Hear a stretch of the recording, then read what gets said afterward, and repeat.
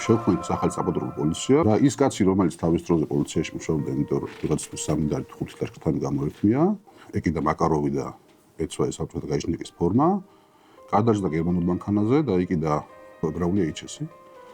და რაც თავარია გაუწდეს საკუთარი ღირსების განცდა. შემდეგ დიდი ამბავი იყო კანონიერ ქურდებთან ბრძოლა. და ბრძოლამდე სანამივა ეს ეტაპი დალაგების პროცესი არ ყოფილა. ქურთა როგორ დალაგდება. შავების გადატეხვა დიდი ხანი გაგრძელდა, არ იყო მარტივი პროცესი.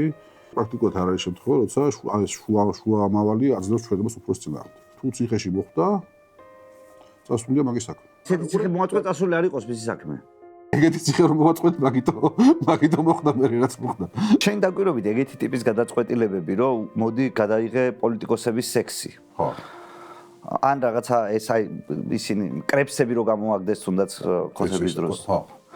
ესეთი ტიპის გადაწყვეტილებები მიიღება იმის გამო, რომ ბიუროკრატიაზე მოშლილია პოლიტიკური კონტროლი, თუ პირდაპირ პოლიტიკური დავალებაა ხოლმე.